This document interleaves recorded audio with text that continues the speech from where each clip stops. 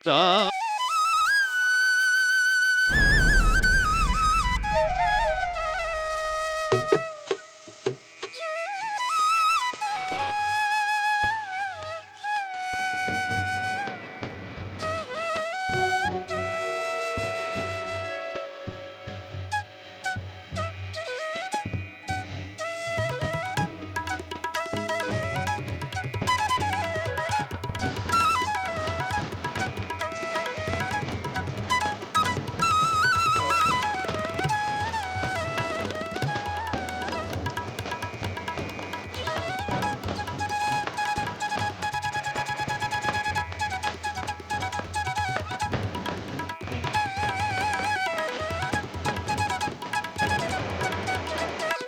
मैं काल हूं।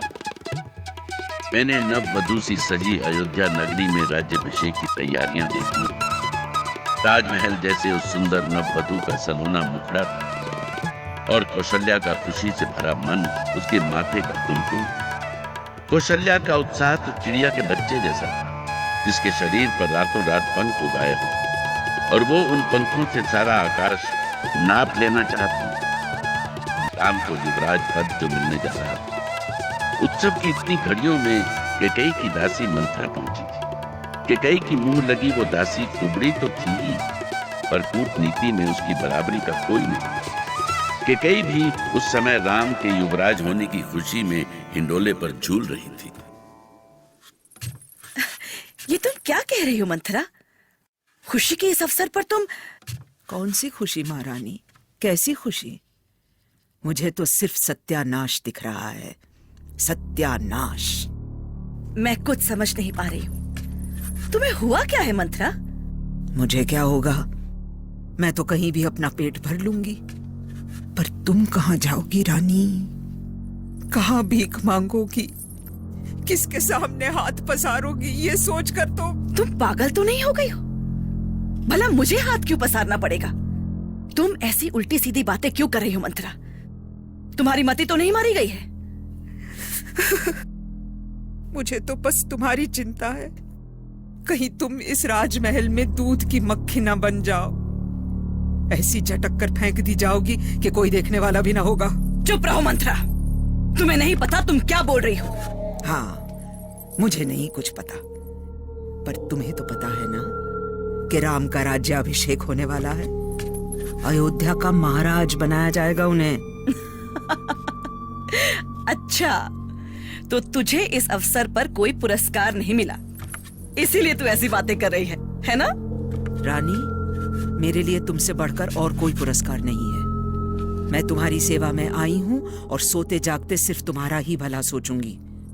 बस एक तुम हो जो अपना भला नहीं सोचती। अब किस भले की बात कहना चाहती हो मंथरा? झूठ बोलूं तो पाप लागे रानी, पर कहीं राम का राज्याभिषेक तुम्हारे लिए राज्य से निकास का रास्ता न बन जाए, यही चिंता है मुझे।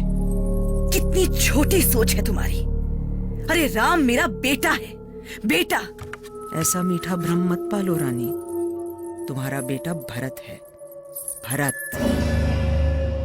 राम कौशल्या का बेटा है। वो अपने बेटे के सिर पर राजमुकुट रखने जा रही हैं और तुम्हारे सिर पर नगर की धूल। बचा हुआ सारा जीवन इसी धूल में लौटती रहोगी तुम। तुम नहीं जानती मंथरा, राम ने कभी हम माताओं में भेद नहीं किया। मुझे कभी कभी एक पल के लिए भी ऐसा नहीं लगा कि वो मेरा बेटा नहीं है। कितनी भोली हो तुम रानी। राजमहल में रहकर भी राजाओं की चालें नहीं समझ पाती तुम।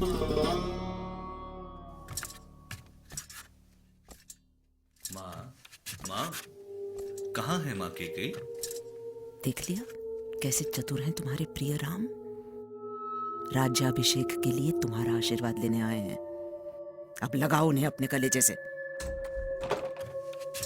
आप यहाँ क्यों बैठी हैं माँ? मैं कब से आपको ढूंढ रहा हूँ। सारा महल ढूंढाया मैं। भला मेरी क्या आवश्यकता पड़ गई तुम्हें?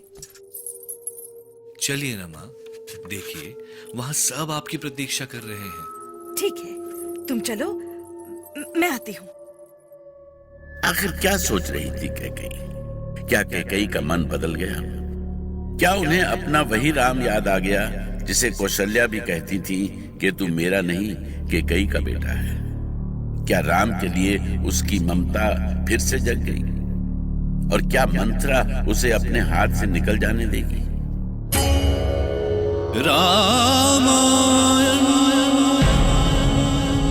आगे जानने के लिए सुनते रहिए फीवर प्रस्तुति रामायण। हम लौटेंगे कुछ ही क्षणों में।